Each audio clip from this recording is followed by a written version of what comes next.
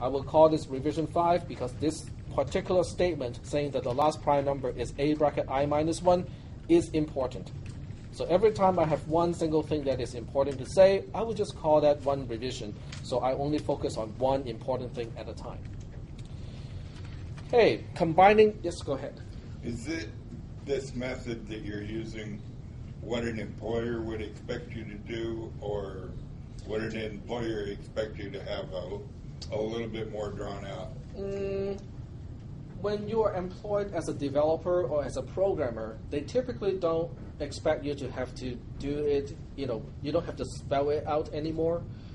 In other words, as a part of your work, you may have to do this, but you don't have to show your employer all these steps. It can all be inside your mind, and you don't have to write it out actually. But pseudocoding like this, for at least for algorithms that you don't know well, is always a good idea. It's always good to construct the algorithm step by step from something that is vague and make it more and more and more specific. Okay.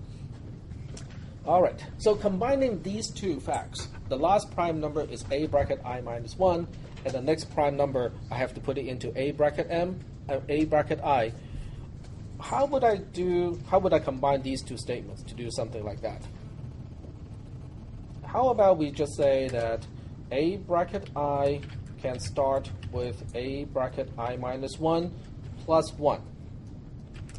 And sequentially, we can test numbers until we find a prime 1. Okay, I know this is, once again, awfully vague. It only describes what we want to do, but not exactly how to do it. But would that be okay? Would that be correct?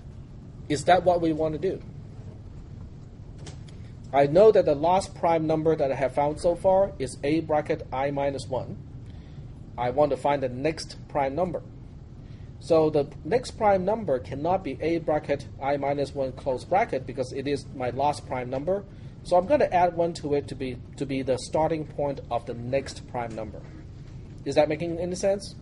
Now, if that number so happens to be non-prime, guess what? I'm just going to keep moving until I find one that is prime. Then I can just say, add 1 to I and go through the condition of the loop. Is that okay? Let's move on to revision 7. In revision 7, we want to kind of spell this part out a little bit more. Does this imply that this is also a repetitive process? What gives it away that this is a repetitive process? The word until. Okay? We test numbers until we find a prime one implies that this is a repetitive process. It involves some kind of a loop.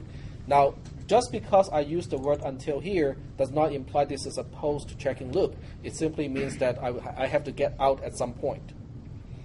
Is that okay? So what I can do right now is I can replace a bracket I can start with a bracket I minus 1, close bracket plus 1. In other words, I can just say this as my starting point. Is that okay? Kind of? Okay. Why can't you just start out with a bracket I? But it has to start with some value. A bracket I has to start with some value. And that value has to be greater than the last prime number that I have found. The last prime number I have found is a bracket I minus 1 close bracket. Yep. What did the I when you start out? Is it equal to 0? We'll deal with that later. We'll deal with that later. We just assume that we already have found some prime numbers in the array. How do I utilize those prime numbers that I have found already? Well, Okay. when you start this, according to what you said over here, Mm-hmm. you're going to initialize A bracket A 0 bracket 0 to 2, with 2. to start with. Yep. So this pseudocode will automatically go back and pick this up. Yeah, but I has to start with a, you cannot Right. start I with 0 anymore. So we'll deal with that later. We can deal with that later. Okay, so this statement here, a bracket I close bracket gets a bracket I minus 1 close bracket plus 1 takes care of a bracket I can start with this particular value. It means the same thing. So now we need another loop inside here. We can say loop and loop exit when a bracket I is prime. Because after all, if a bracket I is not prime yet, we want to move on to the next available integer, test whether it's prime. If it is not prime, we move on to the next one, test again. So we want to keep doing this until a bracket I is prime. How do I move on to the next available number? We can just add 1 to it, right? So in this case, it's a bracket I gets a bracket I plus 1. We are not incrementing I. Now, it is very important to differentiate that we are not changing I in this case. We're changing the element a bracket I. Are we okay so far with that? Okay. We're Now, changing a placeholder. No, we are changing an index. We're changing Right. the index that controls which element are we looking at in the array. No, I take it back. We are changing the element itself, not changing the index, that tells me which element we are dealing with. Okay, so this is revision 7. Did I skip a number? No. Okay, very good. Now we move on to revision 8. In revision 8, we have to address the issue of how do we know this is a prime number or not? Do we have a mechanism right now that can tell me whether or not a number is prime or not? It may not be a single operator. It can be just some chunk of code that we have used at this point. Do you guys remember any type of code that we can use to determine whether a number is prime or not? A mode command? Well, the mod operator is one part of it. Yep, go ahead. That's what the mod operator. The mod operator is a part of it. Do you guys still remember this? F gets 2, while n mod f does not equal to 0, and f times f is less than n, do f gets f plus 1, and while. Do you still vaguely remember this code here?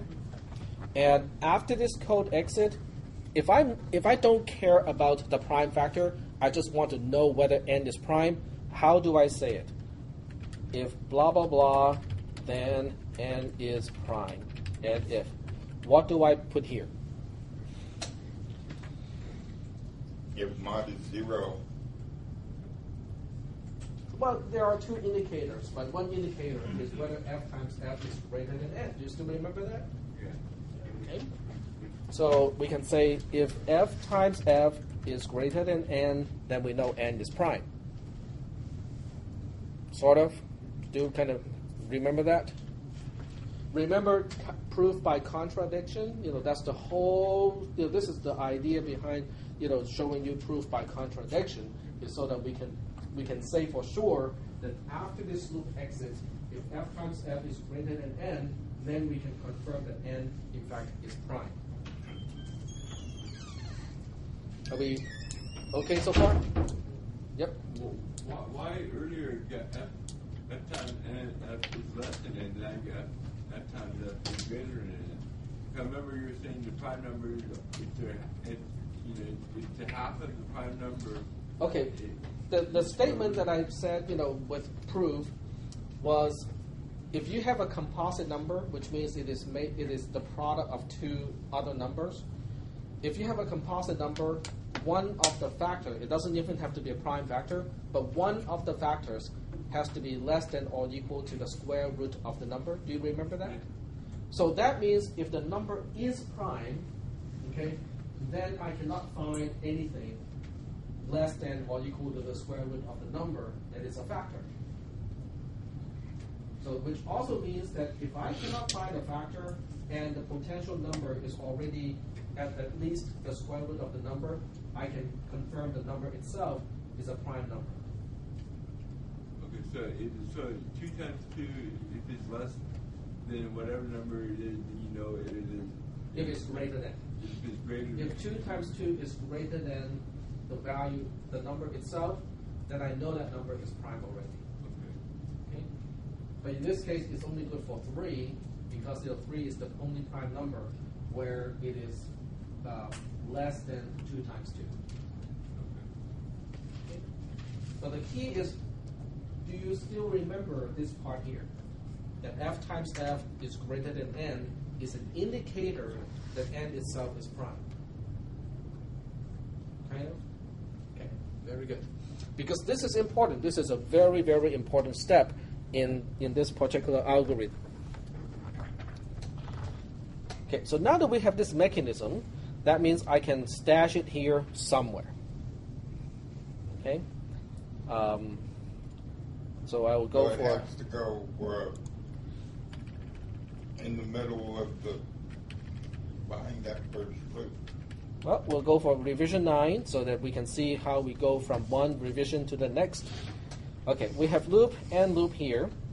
So basically what we need to do is to put this thing here.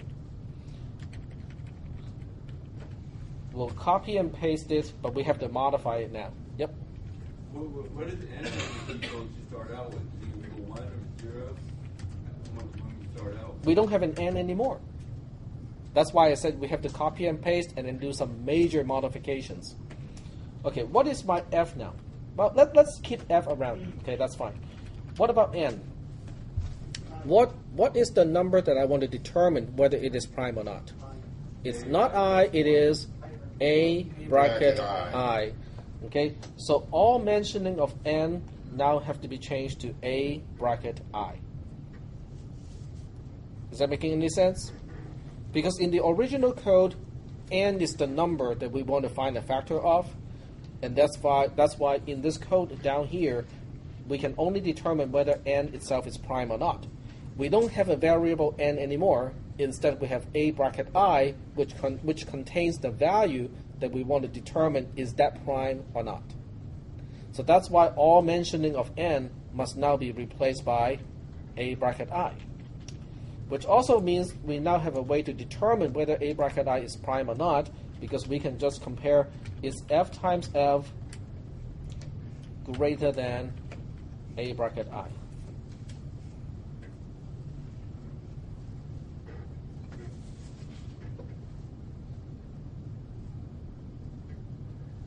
Is that making any sense? Sort of. Because this statement here, f times f is greater than a bracket I, is equivalent of saying a bracket I is prime, but only after that loop. Yep. Are you going to trace this algorithm? We can, sure. We can trace it. Yep. Mm-hmm. Are we doing okay? Okay. So now we can go for the next revision, revision 10.